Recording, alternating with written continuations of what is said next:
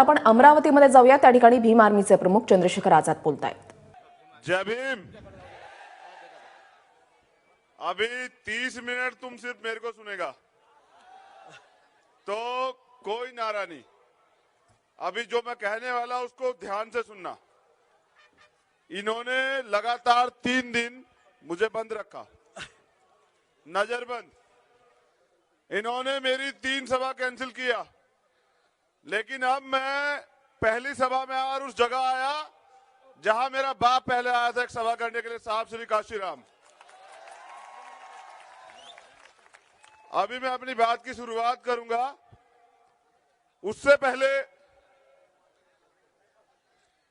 तथागत बुद्ध परम पूजनीय doctor B R. Ambedkar साहब, बाबा साहब का जिक्र सबसे पहले इसलिए रहता है कि सब थे, लेकिन अगर आज मैं यहां एक दलित का बेटा यहां दहाड़ेगा तो वो सिर्फ बाबा साहब की संविधान की वजह से।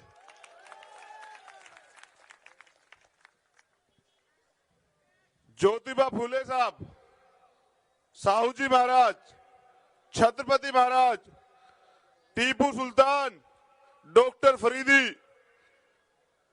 बिरसा मुंडा, उधम सिंह, भगत सिंह और मेरे आदर साहब काशीराम को नमन करते हुए, ये भूमि है संत गाडगे की, संत गाडगे महाराज की भूमि को नमन करते हुए मैं अपनी बात की शुरुआत करूंगा।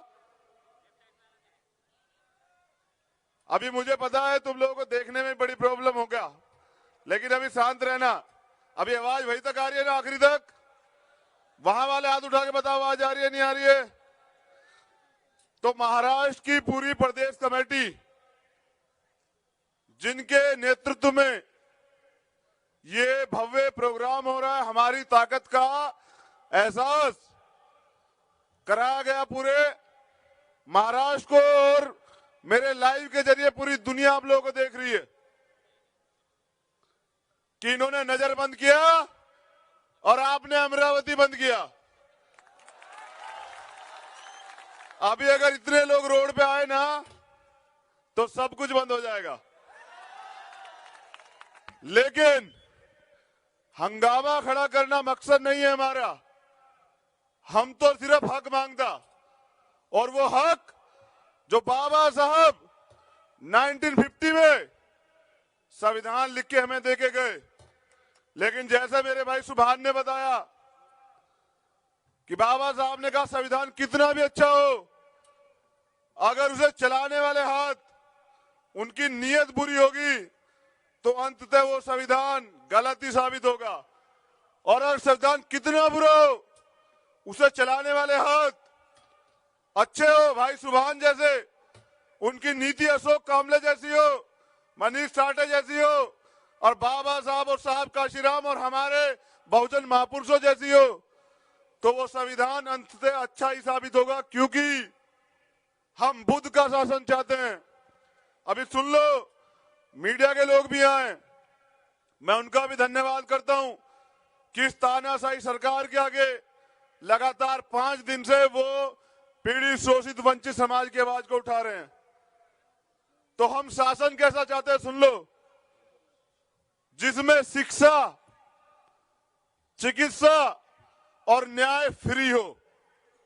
क्या हो? फ्री। कि शिक्षा पे जो निजीकरण इन्होंने लागू किया कि एक तरफ महंगी पढ़ाई, एक तरफ सस्ती पढ़ाई। अभी इनको पता है कि दलित और मुस्लिम और ओबीसी का बच्चा कहां पढ़ेगा? प्राइमरी स्कूल में। तो वहां की पढ़ाई कर दी बिल्कुल ठप, और इनका बच्चा पढ़ेगा कॉन्वेंट में। अभी हमारे इंस्पेक्टर साहब का बच्चा भी वहां पढ़ता, तनख्वाह मिलती है, लेकिन अभी उस तनख्वाह को वहां देने के बाद घर का खर्चा कैसे चलता ये मैं जानता। तो शिक्षा फ्री होनी चाहिए, चिकित्सा फ्री होनी चाहिए। एक अमीर आदमी की जिंदगी बच जाती है अच्छे हॉस्पिटल में जाने के बाद, और मेरे जैसा गरीब रोड पे दम तोड़ देता है। और मेरी बहन को बच्चा भी कहां होता है? अस्पताल के बाहर। और हमारे लोग दवाई की कमी के कारण, इस देश का सरकारी आंकड़ा कहता है कि करीबन 10 लाख लोग दवाई की कमी के कारण हर साल मरते हैं। तो इसलिए मैं कहता कि चिकित्सा फ्री होनी चाहिए और न्याय फ्री हो। इसे बड़े गौर से सुनना तुम लोग। अभी मुश्किल से हमारे जिलाध्यक्ष ने बताया कि एफआईआर दर्ज होती है, वो भी जब हम हल्ला करते हैं, जब हम हल्ला बोल करते हैं तो एफआईआर दर्ज होती है। जब एफआईआर दर्ज होती है उसके बाद की प्रक्रिया भी है, कोर्ट में मामला चलता है तो वहां वकील करना पड़ता है। अब वो वकील की फीस है 10 लाख रुपए, अभी कहां से भरेगा? तो इसलिए मैं कहता हूं कि न्याय फ्री होना चाहिए। अभी मुझे मेरे साथियों ने बोला, भीम आर्मी की टीम ने बोले भाई जी आप मराठी में लोगों का स्वागत करना। अभी मैं सिर्फ इतना पूछना चाहता, जब भीम आर्मी भारत एकता मिशन है तो क्या मुझे महाराष्ट्र में आके मराठी बोलनी पड़ेगी? क्या जरूरत है मराठी की? अभी मैं फिर भी बोलने का प्रयास करता। अमरावती मधील सर्व आंबेडकरी जनेतला माझा मांचा क्रांतिकारी जय भीम। अभी उनकी डिमांड भी पूरी कर दी है। उनके मन में ये नहीं रहना चाहिए भाई ने उनकी सुनी नहीं है। अभी जो मैं पढ़ने वाला इसे बड़े ध्यान से सुनना। अभी मैं सबके नाम नहीं ले सकता। मेरा भाई वहां बोल रहा था शेख अकबर, इसको बाईपास सर्जरी हुआ, तो मैं इसको बोल रहा ज्यादा मत चिल्ला, अभी तेरे को लेके वापस हॉस्पिटल जाना पड़ेगा। अभी इसकी जिंदगी मेरे लिए कीमती, क्योंकि वो बाबा साहब की बात करता और ईमानदार होकर लड़ता। तो बस ऐसे लोगों की जरूरत है भीम आर्मी में। ना कोई पैसे वाला चाहिए, ना कोई दलाल चाहिए, वो चाहिए जिसके मन में समाज के लिए पीड़ हो। अभी मैं आज एक बात ओपन बोलता और पूरी दुनिया सुन रही है, आप लोग भी जान लो, मैं हर मंच से बोलता लेकिन आज बिल्कुल ओपन बोलता। अगर आज के बाद, मैं इतना बड़ा तो नहीं हूं कि मैं बहुत कुछ कर दूंगा, लेकिन अगर किसी मेरे मुसलमान भाई पे अत्याचार हुआ पूरे देश में तो करने वाला चैन की नींद नहीं सोएगा, ये वादा करता हूं आज अमरावती की धरती से। और मैं सिर्फ अपने मुसलमान भाइयों के लिए नहीं, अभी मीडिया ने एक टैग लगाया कि हम दलित समाज के नेता। मैं नेता नहीं हूं, मैं सिर्फ बाबा साहब का बच्चा हूं, एक कार्यकर्ता हूं जो सिर्फ अपने लोगों के लिए अधिकार चाहता है। और मेरे लोगों का अधिकार ही मेरा स्वार्थ है, बस इतनी सी डिमांड है मेरी। तो ओबीसी भाइयों के लिए जो भी हम कर सकते हैं, उनके आरक्षण से लेकर जो कुछ भी, उसके लिए भी हम पूरे देश में लड़ेंगे।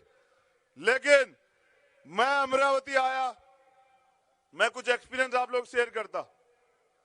मैं मुंबई आया होटल, और मुझे लगा कि अपने लोगों के बीच में आ गया तो अभी चैत्य भूमि जाएगा, मगर चैत्य भूमि बाबा साहब की समाधि, यानी कि एक बच्चे के लिए अपने बाप की समाधि।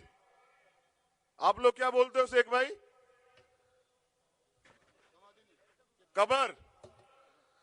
मैं उस पे जाके 5 मिनट बैठना उसके पास और कुछ संकल्प करना कि आप कह के चले गए, दे के चले गए संविधान, और हमें कह के चले गए एक हो जाओ, लेकिन कुछ खामियां रही, हम लोग एक नहीं हुए। तो मैं वहां सिर्फ इतना संकल्प करने के लिए जाना कि मुझे दूसरों का नहीं पता वो लोग क्या करते हैं, लेकिन मैं जब तक जीऊंगा और भीम आर्मी जब तक है मेरे बाद भी, क्योंकि ये लड़ाई विचारधारा की है। मैं चला जाऊंगा, कोई और नेतृत्व करेगा, वो चला जाएगा, कोई और करेगा, कल कोई महाराष्ट्र का व्यक्ति नेतृत्व करेगा पूरी भीम आर्मी का। तो सिर्फ एक ही लक्ष्य है कि बाबा साहब के दिखाए रास्ते पे चल के बाबा साहब के संविधान को पूर्ण रूप से देश में लागू कराना और बाबा साहब का नीला झंडा पूरे देश में ऐसे फिराना। ऐसे अभी समझ आना चाहिए कि बाबा साहब का देश है। यहां के हरामखोर नेता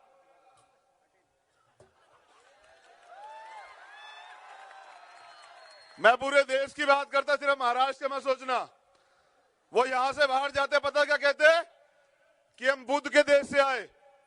कहां से आए? और जब यहां आ जाते इंडिया में तो कहते राम मंदिर वही बनेगा। वहां कहते जाके कि राम मंदिर एक काव्य है, एक कहानी है हमारे यहां, और यहां के कहते कि नहीं राम मंदिर बिल्कुल बन के रहेगा, चाहे लाशों पर राजनीति करनी पड़ जाए। आप ये मुझे बताओ, एक आदमी दोहरा चरित्र कैसे हो सकता है? वो बाबा साहब का अनुयायी तो नहीं हो सकता। जिस बाबा साहब की शव यात्रा महाराष्ट्र में निकली हो और संघियों ने निकाली हो, आज वो बाबा साहब की जयंती निकाल के क्या बताते कि वो बाबा साहब का हितैषी? हमें समझ नहीं आता, हमें सब समझ आता। तुम्हारी हरामखोर वाली नीति हम लोग नहीं लागू होने देना। इस बार अपने लोगों को तैयार करना कि एक भी व्यक्ति भाजपा को वोट नहीं देना, उनके सहयोगियों को भी वोट नहीं देना, क्योंकि जब 3 दिन तुम्हारा भाई बाप बनता ना, तो वो सीएम के पास बैठ के कह रहे थे किसी तरह से इसकी सभा नहीं होने देना, किसी तरह से चंद्रशेखर को रोकना।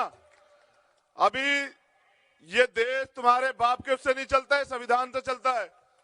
मैंने बताया उन्हें भीमा कोरेगांव जाके कि देश इससे चलता है। अभी इससे बड़ा बन के दिखाएगा तो भीम आर्मी अपने ओरिजिनल स्वरूप में आ जाएगा। फिर जो होगा तुम्हारी जिम्मेदारी नहीं, क्योंकि मेरी जिम्मेदारी संविधान का पालन करना। लेकिन अगर मेरे घर में घुस के कोई मेरे संवैधानिक अधिकारों को छीनने काम करे तो ये बर्दाश्त नहीं होगा किसी भी सूरत में। ये याद रहे सब लोगों को। भीम आर्मी का उद्देश्य जान लो, तुम लोग भीम आर्मी से जुड़े हुए लोग हो, कि भीम आर्मी क्या चाहती है। संविधान की सुरक्षा, क्योंकि सारे हक अधिकार हमें कहां मिले हैं? संविधान में।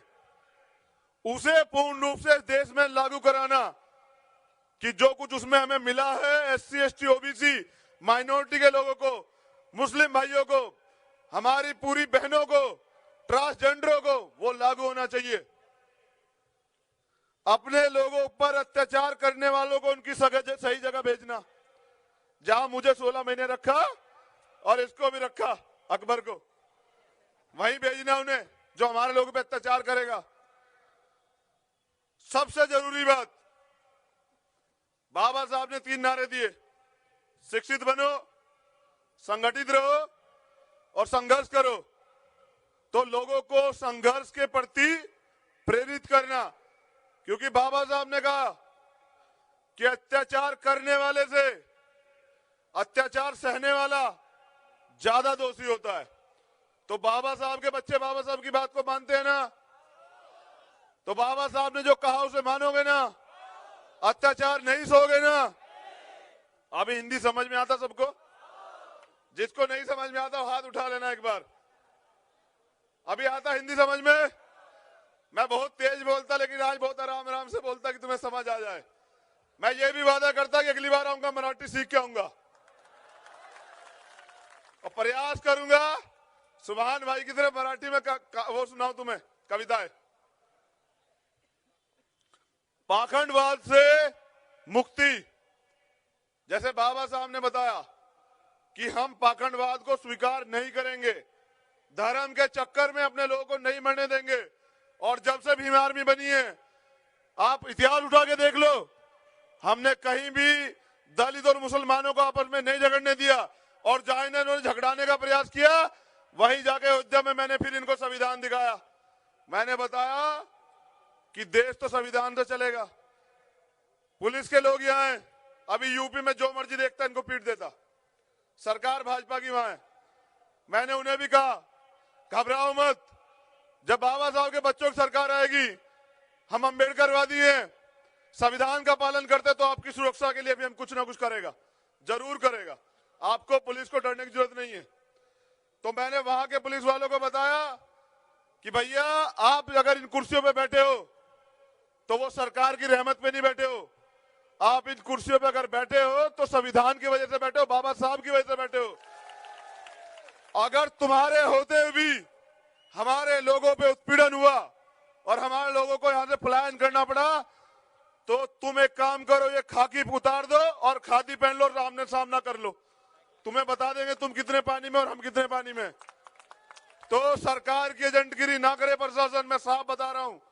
हम संविधान का पालन करते हैं, लेकिन अगर हमारे लोगों पे अत्याचार करने का प्रयास किया जाएगा, झूठे मुकदमों फंसाने का प्रयास किया जाएगा, मेरे साथ कर लिया नजरबंद। अभी मैं जाऊंगा तो हमारे एक कार्यकर्ता को नजरबंद करके दिखाना, पूरा भारत यहीं भेज दूंगा महाराष्ट्र में। अभी मैं इसलिए चुप हूं क्योंकि मुझे साहब काशीराम ने त्याग करना सिखाया और सिखाया कि जालिम को देखो वो कितना जुल्म कर सकता है। अभी मैंने तुम्हारा जुल्म देखा, लेकिन जिस दिन महाराष्ट्र के लोग रोड पे आने स्टार्ट हुए, पूरे भारत में मोदी के और उसके फडणवीस के पुतले जले, संघियों के पुतले जले, तो इन्होंने चुपचाप मुझे अमरावती भेज दिया कि भैया जाओ अपनी सभा कर लो। ये डर है भीम आर्मी का, वरना मैं जानता हूं नेताओं के नाम भी जो फडणवीस के पास बैठ के ये कह रहे थे कि चंद्रशेखर की सभा नहीं होना देना। ये बताओ, देश मेरा, मेरे बाप ने संविधान लिखा, मुझे अधिकार दिए, तुम कौन होते हो विदेशियों मुझे यहां सभा करने से रोकने वाले? अपने लोगों को शासक बनाना, क्योंकि शासकों पे अत्याचार नहीं होते, उनकी बहनों को परेशान नहीं किया जाता, उनके अधिकारों को नहीं छीना जाता। तो भीम आर्मी का उद्देश्य है अपने लोगों को शासक बनाना। अपने लोगों के अंदर जो डर है, आज भी मुस्लिम भाई देश में डर रहे हैं, देश तुम्हारा, तुम काहे को डर रहे हो? आज भी ओबीसी भाई देश में डर रहे हैं, देश तुम्हारा, तुम काहे को डर रहे हो? तुम्हारी सुरक्षा में पूरा दलित समाज खड़ा हुआ है। हाथ उठा के बताओ मुसलमान भाइयों के साथ हो या नहीं हो? हाथ उठा के बताओ दलित समाज के भाई सारे। अभी अकबर भाई डर तो नहीं है ना? ये तो वैसे नहीं डरता। अभी डर कैसे निकलेगा? डर ऐसे निकलेगा जब तुम अपने महापुरुषों का इतिहास पढ़ोगे। बाबा साहब का चित्र पकड़ना बहुत अच्छी बात है, जय भीम के नारे लगाना बहुत अच्छी बात है, बाबा साहब के जयकारे लगाना बहुत अच्छी बात है, लेकिन उन्होंने जीवन संघर्ष किया है, उसको पढ़ना और उसके पढ़ के जो आग मेरे दिल में जल रही है उसको अपने दिल में जगाना। और फिर पूछते हैं मुझसे मेरे साथी कि भैया इतनी ताकत कहां से लाते हो लड़ने की? तो मैं उन्हें यही बताता कि बाबा साहब का जब संघर्ष देखता हूं ना, तो अब यहां आग लगती है और वो यहां तक रहती है, तो ना खाने का मन करता है ना पीने का मन करता है। और ये मेरे साथी जानते हैं, जब ये कहते कुछ खा लो तो मैं कहता हूं मेरा काम, मेरा पेट जो है वो काम से भरता है। आज मेरा पेट भरेगा महाराष्ट्र में, आज मेरा पेट भरेगा कि आज मैं अपने लोगों के बीच में हूं। और मैंने जो कहा था कि नीला झंडा पूरे देश में फहराना, ये लक्ष्य है भीम आर्मी का। अभी युवाओं के लिए मेरे पे कुछ बात है, अभी बड़े गौर से सुनना युवा, बहुत जोश है तुम लोगों में महाराष्ट्र में, होश भी रखना है। अभी सही समय नहीं आया जोश का। जोश को यूज तब करना जब 2019 का चुनाव आएगा, चाहे ईवीएम से दबाना पड़े बटन, चाहे बैलेट में ठप्पा लगाना पड़े, तब अपने जोश का प्रयोग करना, तब सोना मत। अभी मुझे कुछ और बताएगा यहाँ के बारे में। स्वाभिमानी बनो, अपनी वोट की कीमत को समझो। बाबा साहब ने एक वोट का अधिकार दिया, 1 वोट 1 वैल्यू, चाहे राष्ट्रपति की हो चाहे आम आदमी की हो। तो वोट को बेचने का काम कोई नहीं करना। अभी शपथ कहो, हाथ उठाओ सब लोग कि आज के बाद हम वोट को नहीं बेचेंगे। जो हाथ नहीं उठाएगा मैं देख रहा हूं सही से।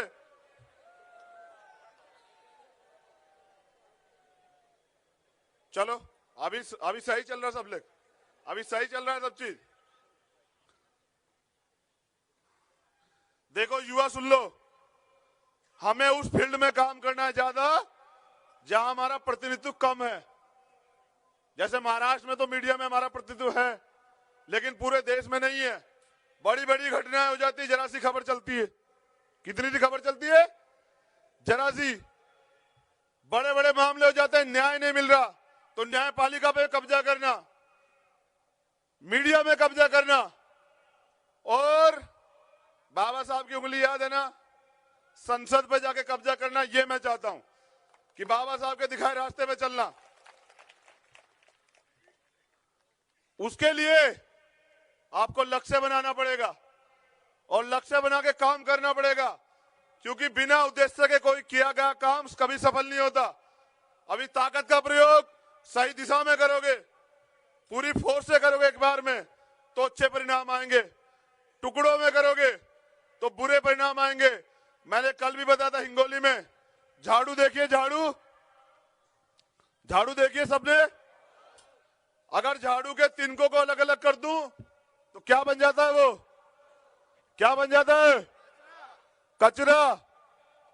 और अगर इकट्ठा कर दूं तो सफाई का काम करता है। तो मैं इस तिनकों में बटे समाज को इकट्ठा करने के लिए महाराष्ट्र आया हूं कि तुमसे पूछ के नेता काम करे कि तुम क्या चाहते हो। किसी को भी संविधान में तुम्हारे ऊपर कुछ भी थोपने का अधिकार नहीं है। तो तुमसे पूछे, लोग जनता से पूछे, मेरी माताओं से पूछे, मेरी बहनों से पूछे कि तुम क्या चाहती हो। जो तुम चाहती हो वो हम करें, ऐसी नेतागिरी मैं चाहता हूं। मैं ये नहीं चाहता किसी को भी उठाओ, पैसे वालों को तुम्हारे ऊपर बिठा दो और वो कहे कि मैं तुम्हारा नेता। जिसने तुम्हारा शोषण इन देखा, जिसने तुम्हारे बीच में रह के तुम्हारी हालत इन देखी, जिसने कभी तुमसे आके पूछा ही नहीं तुम कैसे हो, क्या वो तुम्हारा नेता हो सकता है? क्या वो तुम्हारा नेता हो सकता है? तो ऐसा नेता नहीं बनाना। नेता वो बनाना जो तुम्हारे बीच का हो और तुम्हारे लिए संघर्ष करना जानता हो, तुम्हारे लिए लड़ता हो। ऐसे व्यक्ति को नेता बनाना। फिर मैं देखता हूं कौन हमारे लोगों पर अत्याचार करता है।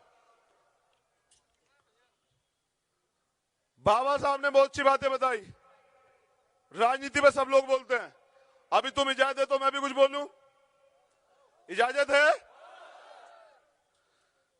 परजीवी सुना है? परजीवी। विज्ञान के लोग जानते होंगे, मेरी माताएं बहनें जानती होंगी जो पढ़ी लिखी हैं। वैसे तो अम्बेडकर सारे पढ़े लिखे हैं, लेकिन फिर भी परजीवी वो होते हैं जो दूसरे पे जीवित रहते हैं। जैसे जानवर के ऊपर छोटे छोटे जंतु। तो कुछ लोग इस देश में हमारे ऊपर जिंदा है। अगर हम उनका काम करना बंद कर दें तो उनके रोजगार बंद हो जाएंगे। अगर उनके रोजगार बंद हो जाएंगे तो वो रोड पे आ जाएंगे। और अगर राजनीतिक रूप से हम लोग उन्हें वोट देना बंद कर दें तो उनकी राजनीतिक नसबंदी हो जाएगी। वो गांव के मेंबर भी नहीं बन पाएंगे। अभी मैं उन परजीवियों को, तुम समझते ना कौन लोग हैं जिनको सुभान भाई बता रहा था विदेशी है। अभी मैं सुभान भाई की बात भी कर रहा हूं, ये बता रहा था। लेकिन मैं भी बता देता हूं कि हमने वादा किया था कि इस देश में, बाबा साहब के देश में, जो लोग हमारे संवैधानिक अधिकारों का उल्लंघन करते हैं, जो बाबा साहब ने हमें दिया रिप्रेजेंटेशन, भागीदारी, हिस्सेदारी, आरक्षण का विरोध करते हैं, जो हमारे SC/ST एक्ट का विरोध करते हैं, जो छूआछूत करते हैं, जो हमसे घर ना करते हैं, ऐसे अपर कास्ट को वोट नहीं देना। तो इसलिए बहुत लोगों को तकलीफ हुई। तो इसलिए मैंने कहा मेरी लड़ाई उनसे नहीं है।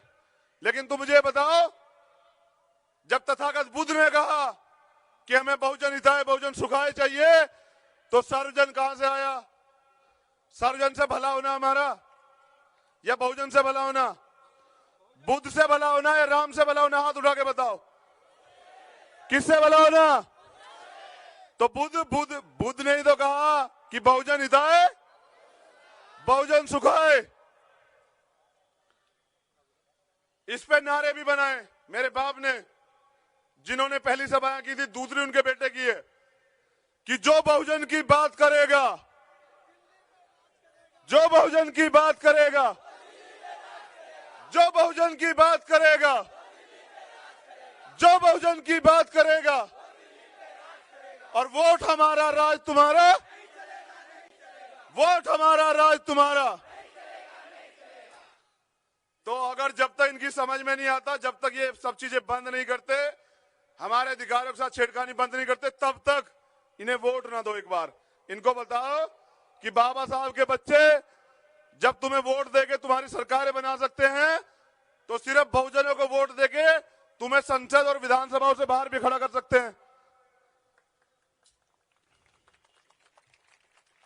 महाराष्ट्र में आया, मेरे सच बोलने से बहुत सारे लोगों को तकलीफ भी होती है, लेकिन मैं बहुजन समाज की स्वतंत्र आवाज हूं। और जैसा मेरे भाई ने कहा कि भीम आर्मी है, राजनीतिक संगठन है, लेकिन फिर भी रोज लोग टांग खींचने काम करते हैं। कभी कोई कुछ कहता है, कभी कोई कुछ कहता है। मैं सिर्फ इतना कहना चाहता हूं, अगर मैं भी ईमानदारी से आपकी बात रखूंगा तो फिर ये गलत है ना? मुझे तो रखनी चाहिए ना। अगर मैं भी अपने काम के प्रति ईमानदारी नहीं करूंगा तो क्या ठीक होगा? गलत हो जाएगा ना। तो इसलिए मैं ईमानदारी से समाज की बात रखता हूं, उससे बहुत लोग तकलीफ होती है, होती रहे। अभी मैं सब लोगों को यहां सेटिस्फाई करने के लिए नहीं आया। बाबा साहब ने कहा था कि जिस दिन मेरे हित में और देश हित में टकराव होगा तो मैं देश की तरफ खड़ा रहूंगा, लेकिन जिस दिन मेरे समाज के हित में और देश हित में टकराव होगा तो मैं कहां खड़ा हूंगा? अपने समाज की तरफ। मैं प्रथम और अंत भारतीय हूं, लेकिन जब मेरे लोगों के अधिकार की बात आएगी तो मैं अपने लोगों की तरफ खड़ा रहूंगा। और वादा करता हूं, महाराष्ट्र की धरती है, बाबा साहब की धरती है, फूले की धरती है, साहू महाराज की धरती है, छत्रपति शिवाजी की धरती है, कि आपका भाई आखिरी सांस तक बिना किसी स्वार्थ के अपनी कौम के लिए, अपने समाज के लिए, बहुजन समाज के लिए लड़ता रहेगा। और चाहे इन्हें कह रहा हूं संघियों को, मौत कल की आती आज आ जाए, चंद्रशेखर आजाद जाता आजाद मरेगा, झुकना तो मेरे जूतों ने भी नहीं सीखा, मेरे जूते भी शान से ऊपर रहते हैं।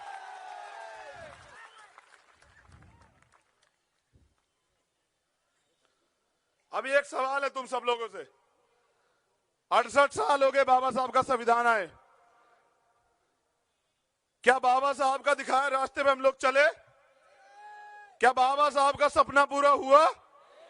तो कुछ खामियां है ना, उन्हीं खामियों को दूर करने के लिए महाराष्ट्र आया मैं, कि मैं वो खामियां जान लूं और उन खामियों को दूर कर दूं, जिससे बाबा साहब का सपना पूरा हो पाए।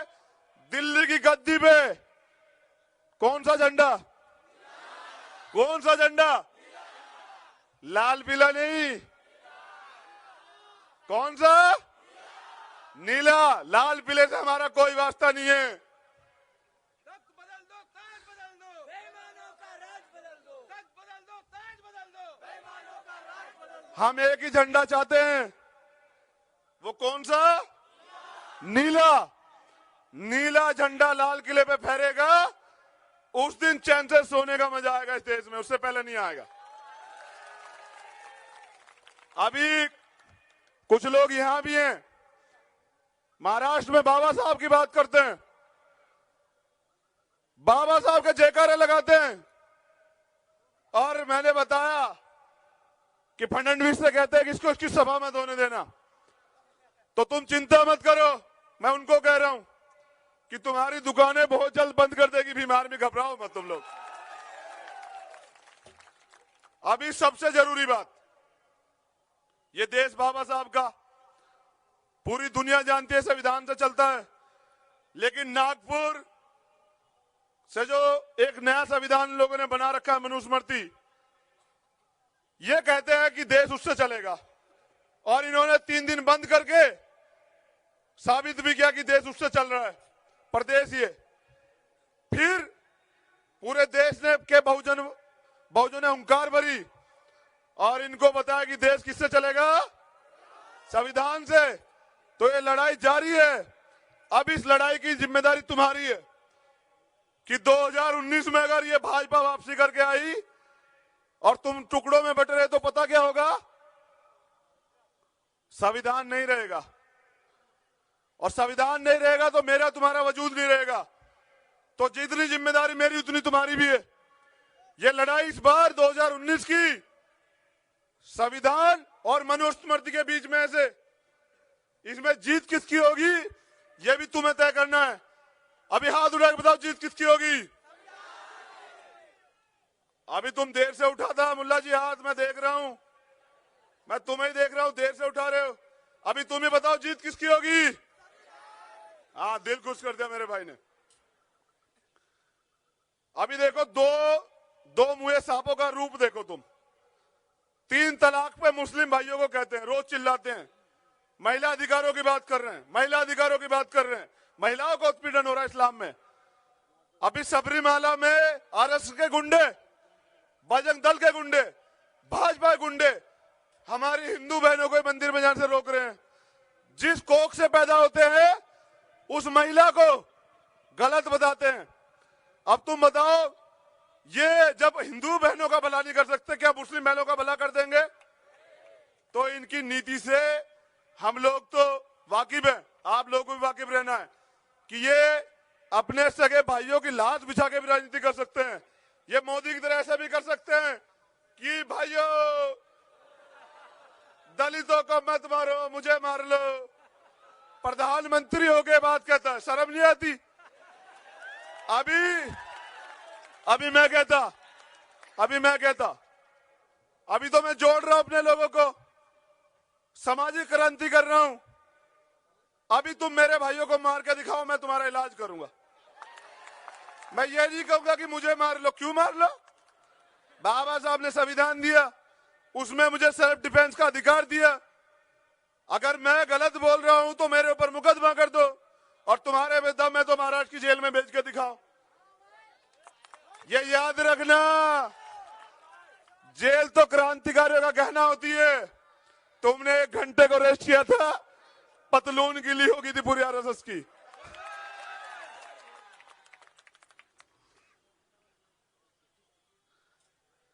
अभी मुकाबला कुछ कागजी शेरों में और जंगल के शेरों में हो रहा है। अभी चाहे वो कितने भी मजबूत हो जाएं, उनको चाहे कितना भी घी लगा दो, अभी वो दहाड़ तो नहीं सकते ना। अभी तुम्हारा भाई ये साहब आज वादा करता है कि किसी भी कीमत पे, मैं बार बार कहता है, मीडिया भी कभी कभी कुछ गलत न्यूज चला देती है। कभी कहती इसको समर्थन किया, कभी कहती उसको समर्थन किया, कभी कहा राजनीतिक दल बनाया। मैं आज भी कहता हूं, वो नोट नहीं बना जो तुम्हारे भाई को खरीद ले। अभी मैंने भी पढ़ा, एक आदमी ने लिखा 100 करोड़ में चंद्रशेखर को खरीद लिया।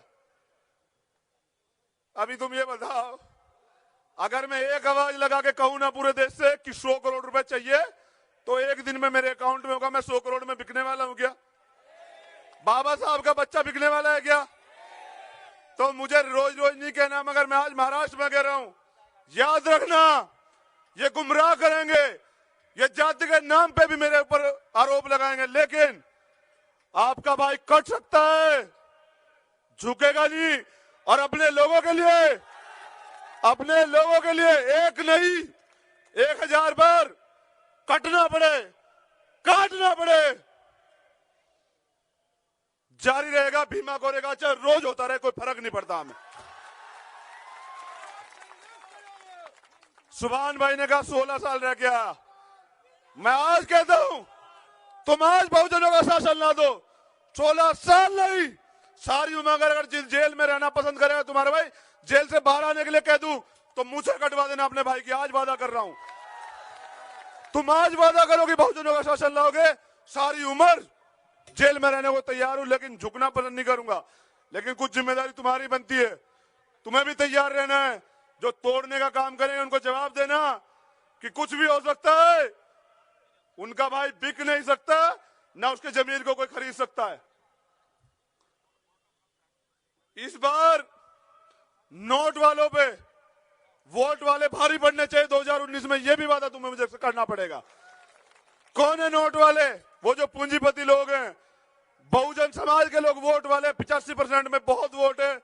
एक नहीं 1000 बार सरकार बना दे, लेकिन एकजुट नहीं हो रहे हो, तो अब की बार अपने निजी स्वार्थ त्याग करके एकजुट होना और अपनी ताकत का एहसास कराना। ये लड़ाई जो है ना, ये लड़ाई व्यक्ति की नहीं, विचारधारा की लड़ाई है। और ये तब तक जारी रहेगी जब तक इस देश में सामाजिक परिवर्तन और आर्थिक मुक्ति का जो हमारा आंदोलन है वो पूरा नहीं हो जाता है। लड़ाई तब तक जारी रहेगी, तब तक ये लड़ाई खत्म नहीं हो सकती है। अभी मैं एक और बात स्पष्ट कर दूं मीडिया को, मैं बिल्कुल साफ नीति का आदमी। महाराष्ट्र में जो होगा वो महाराष्ट्र की जनता तय करेगी, महाराष्ट्र की भीम आर्मी की टीम तय करेगी, जो दिन रात काम करेगी। अभी यहां किसी का कोई समर्थन नहीं है। जो समर्थन की बात होगी वो भीम आर्मी की यहाँ की टीम करेगी। चंद्रशेखर की एक नीति है, अपने लोगों का भला होना चाहिए, चाहे शांति से हो और चाहे क्रांति से हो। अभी एक जानकारी देनी है। हमारा प्रदेश अध्यक्ष यहां है, भाई अशोक कामले। कल उसके भाई को कुछ लोगों ने पकड़ के धमकी देके कहा, प्रशासन के लोग भी सुन लें, कि बहुत तेरा भाई जय भीम कर रहा है, बीमार में काम कर रहा है, उसको बोल कर रहे। वरना तेल से स्टार्ट होगा और पूरे घर वालों को मारने काम करेंगे हम लोग। अभी याद रखना, ये तो प्रदेश अध्यक्ष है हमारा। अभी अगर भीम आर्मी में किसी कार्यकर्ता को हवा भी लगी ना, तो वो इलाज करूंगा कि अस्पताल में जगह नहीं मिलेगी। तुम लोग को याद रखना इस बात को। ये बात मेरी फडणवीस तक भी पहुंचा देना, मीडिया के लोग।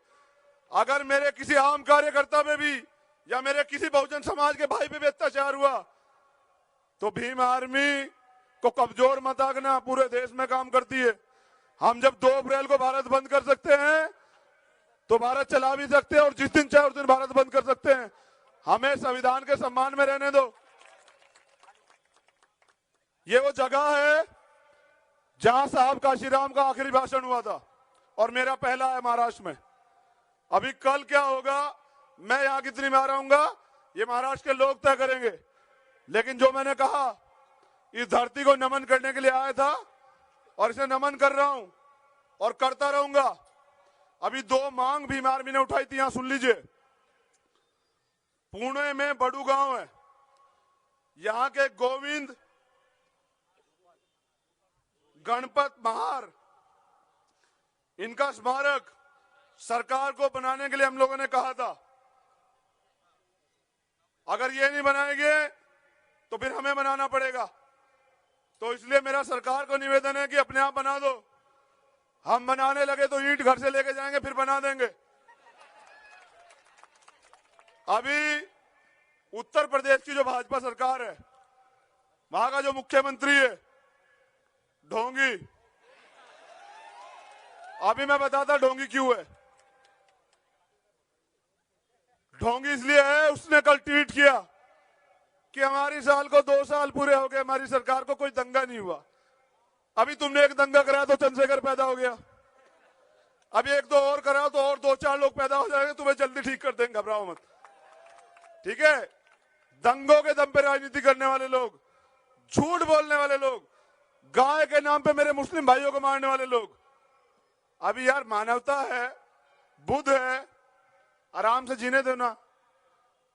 क्यों समझ नहीं आता, क्यों अम्बेडकरवादियों को छेड़ते रहते हो। कई बेकार में अम्बेडकरवादियों की सनकी ना, तो इनमें उधम सिंह भी पैदा हुए हैं।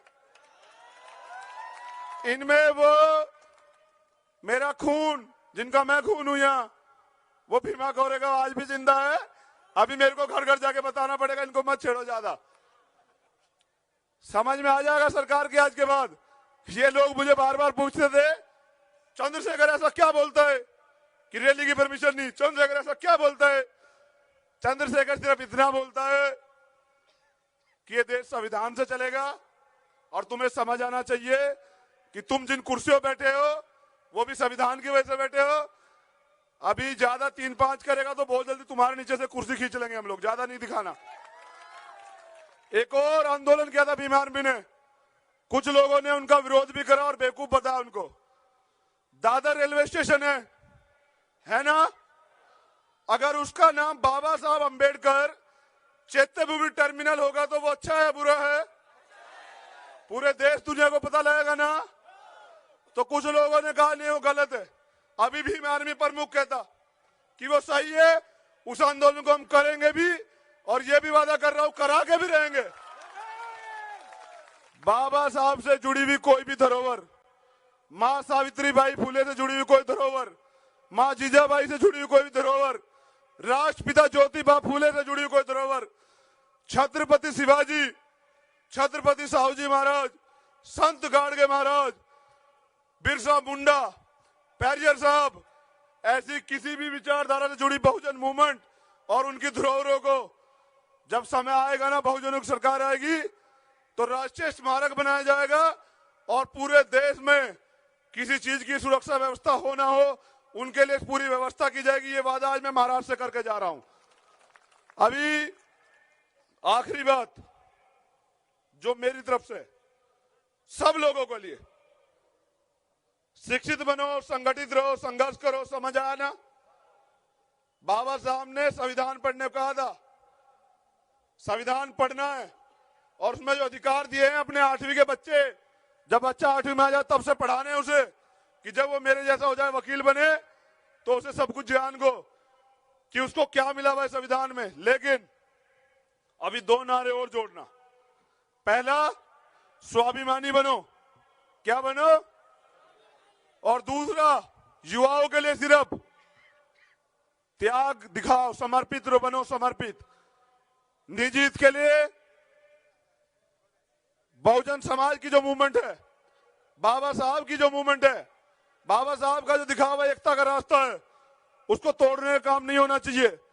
अपना निजी लाभ पीछे रख के समाज के लिए काम करो। क्योंकि कुछ लोगों ने हमारे लिए काम किया था, वो थे तो हम हैं, ये याद है ना।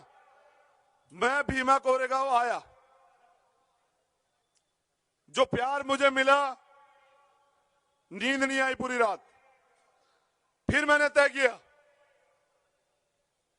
कि मैं वकील तो बना पढ़ लिख के, लेकिन आज फिर मेरे ऊपर जिम्मेदारी है कि जितना प्यार मुझे मिल रहा है उसे पूरे देश में लेके जाना और कायम करना। तो मैंने वहीं से वादा किया कि जब तक मेरे अंदर आखिरी सांस रहेगी तब तक मैं प्रत्येक 1 जनवरी को भीमा कोरेगांव आऊंगा, जरूर आऊंगा और पूरे देश के लोगों को कहूंगा कि वो लोग भी आए। तो अगली बार आऊंगा, आप लोग वहीं मिलोगे ना। इस बार तो सभाएं रोक ली इन्होंने, फिर करूंगा सभा, बहुत जल्दी आऊंगा, फिर देखूंगा कौन रोकेगा। एक बार आचार संहिता लागू होने दो, फिर देश संविधान से चलेगा, फिर मैं इन्हें बताऊंगा। गौर से सुनो, बाबा साहब ने कहा आरक्षण के ऊपर, राजनीतिक आरक्षण के ऊपर, युवा सुन ले सारे कान खोल के, बहनें सुने, माताएं सुने, मेरे नौजवान साथी सुने और बुजुर्ग भी सुने। बाबा साहब ने कहा पॉलिटिकल रिजर्वेशन गलत है। क्यों कहा? क्योंकि राजनीतिक आरक्षण से वही लोग चुन के जाते जिन्हें दूसरे लोग भेजते हो। तुम्हारा सच्चा हितैषी नहीं जाता। आरक्षण है, 131 MP जाते हैं SC/ST के, लेकिन वो नहीं जाता जो तुम्हारी बात करे। मगर मैंने कहा आरक्षण तो है साहब, उस पे तो MP जा ही रहे हैं, लेकिन सामान्य का मतलब होता है सबके लिए। सामान्य क्या मतलब होता है? तो जो सामान्य सीटें हैं उस पे भी बहुजनों का लड़ाओ, इस बार उस पे भी अम्बेडकरवादियों का लड़ाओ, उस पे भी SC/ST OBC माइनॉरिटी के लोगों को लड़ाओ। हम लोग वोट देके जिता के भेजेंगे। हम देखते हैं बाबा साहब का सपना कैसे पूरा नहीं होता। बाबा साहब का सपना तब पूरा होगा जब संसद में हमारा कब्जा होगा। कहां कब्जा होगा? कहां कब्जा होगा? कब होगा? कब होगा? वादा करते हो? उठाओ दोनों हाथ, उठाओ हाथ कि भाजपा को वोट नहीं देंगे, और उठाओ हाथ और ये वादा करो कि सिर्फ अम्बेडकरवादियों को वोट दोगे। अगर तुम्हारा सगा भाई भी भाजपा या कांग्रेस से लड़ने के लिए आया, उसको वोट दोगे? पक्का? चलो फिर क्रांतिकारी जय भीम। फिर आपसे मुलाकात होगी, बहुत जल्दी मुलाकात होगी। अपनी एकता को मजबूत रखना, और जहां मुस्लिम भाई का खून पसीना गिरे वहां खून देने के लिए दलित और OBC भाई तैयार रखना। मैं देखता हूं दलित मुस्लिम OBC एकता कैसे तोड़ते हैं लोग। जय भीम।